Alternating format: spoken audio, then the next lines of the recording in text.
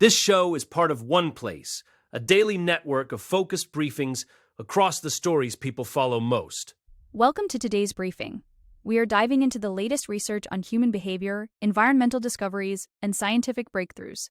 Let's get started with a quick look at what we're covering today. Crying during arguments damages your opponent's reputation significantly. Your pupils change size based on specific negative emotions. Artificial intelligence makes consumers feel more impatient about rewards. Rhythmic sound meditation creates a unique state of alertness. Drumming with friends increases oxytocin levels in young girls. Scientists detected unusual airborne toxins in the United States. A decades-old theory about vitamin B1 was finally proven. A therapist offers advice for overcoming a midlife plateau. Starting with social dynamics, a fascinating study recently published in the journal Evolution in Human Behavior explores the complex social trade-offs of expressing emotions during a conflict. Researchers found that while staying calm generally protects your own reputation, crying can be a powerful, albeit costly tool for damaging the reputation of your opponent. This suggests that when we face disputes with colleagues or partners, our emotional response isn't just about how we feel, but how we want the other person to be perceived by observers. The study highlights that stoicism lies in the middle of expressive emotions, like yelling, and suppressive ones, yet it is often overlooked in research. By remaining calm, you maintain a sense of professionalism and value as a social partner, but you also fail to shift any blame onto the person who may have caused the conflict. The researchers conducted 5 experiments involving over 3,000 adults to test these scenarios, ranging from poor performance reviews to romantic disagreements. In these hypothetical situations, participants rated characters who either yelled, cried, or remained stoic. Interestingly, crying was found to be particularly effective at making the conflict partner look bad, even though it simultaneously lowered the crier's own perceived professionalism. This creates a unique social dilemma where an individual might sacrifice their own standing to ensure their opponent is viewed less favorably by the community. It turns out that the recipient of the emotion is judged just as harshly as the actor in many cases. This research provides a new lens on why humans might choose to express vulnerability through tears during a heated argument, as it serves as a strategic, if subconscious way to navigate social blame and accountability. Moving to biological signals, new research in biological psychology has uncovered that our pupils react in very specific ways to different negative emotions, challenging the idea that all negativity looks the same to the body. When people experience disgust or sadness, their pupils involuntarily widen, a process controlled by the sympathetic nervous system. This dilation is part of the body's fight or flight response, allowing the eye to scan a broader environment for potential threats. However, the study found that anger actually causes the pupils to narrow.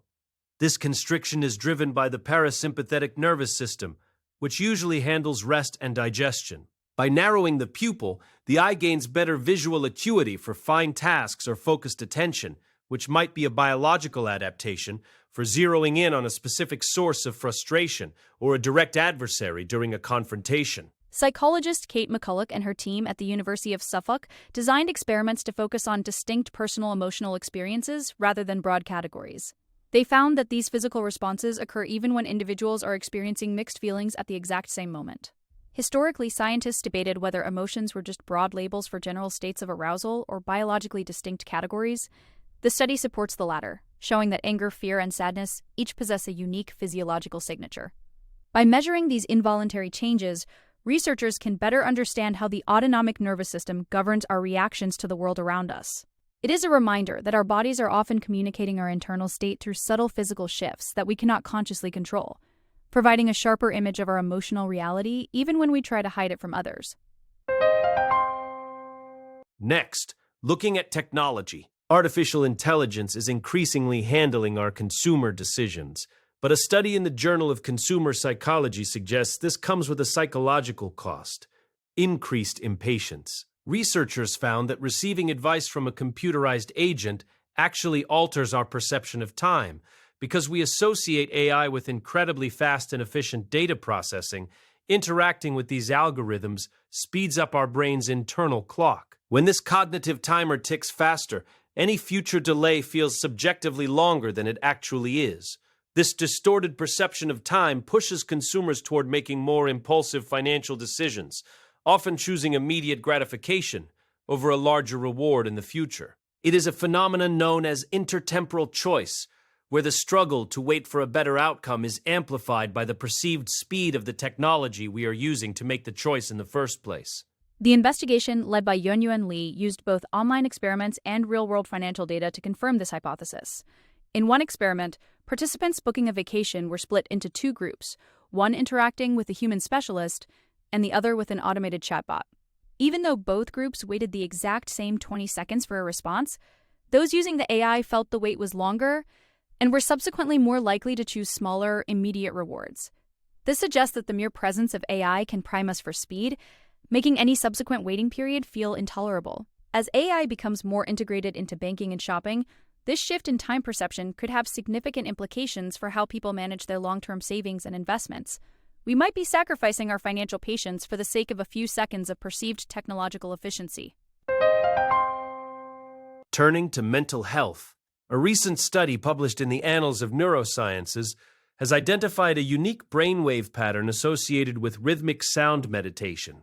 This practice, specifically focusing on the spoken syllable AUM, was found to quiet electrical brain activity while simultaneously increasing a person's sense of alertness. This is a significant finding because most mindfulness research focuses on silent practices that either increase focus or lead to a general decrease in activity. Rhythmic sound meditation, or Nadamai meditation, seems to occupy a middle ground, inducing a state of deep physical relaxation paired with sharp mental clarity. The researchers wanted to see if focusing on a repetitive auditory cue would amplify or quiet the brain's signals, and the results suggest a pathway to mental emptiness that doesn't sacrifice awareness. It provides a neurophysiological basis for ancient traditions that use sound to alter consciousness. The study author, K.M. Mega, noted that sound-based meditation has been largely unexplored compared to silent mindfulness.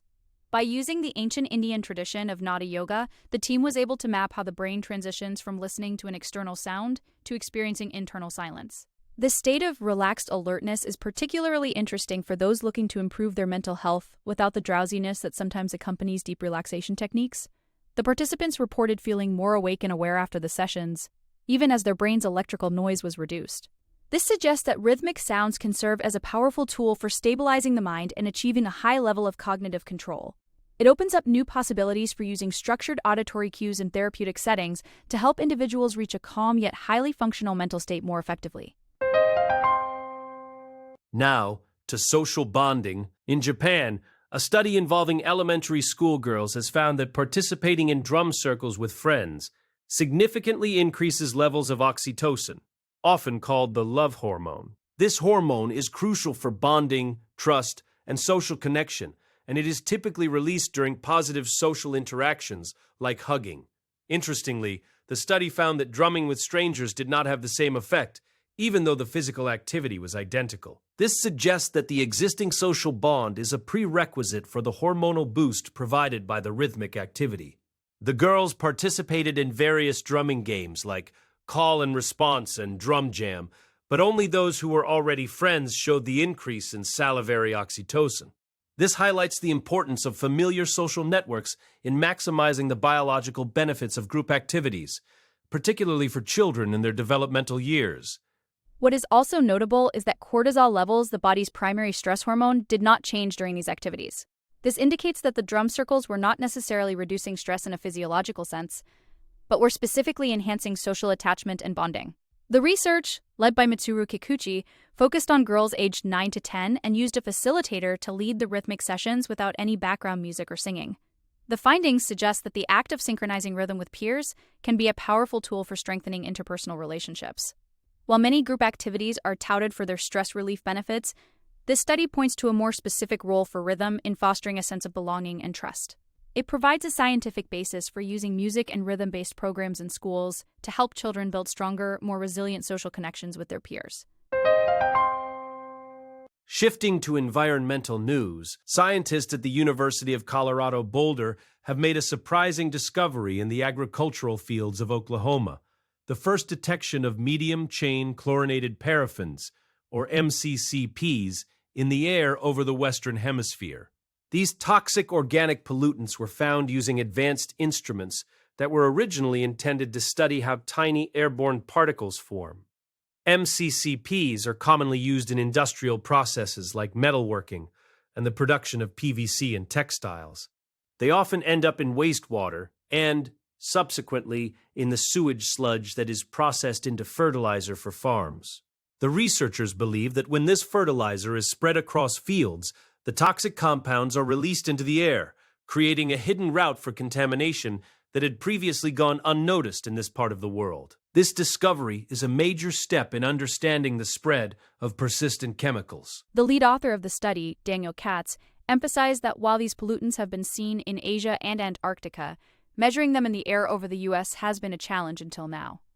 MCCPs are currently being evaluated for regulation under the Stockholm Convention, an international agreement designed to protect human health from persistent chemicals that don't easily break down in the environment.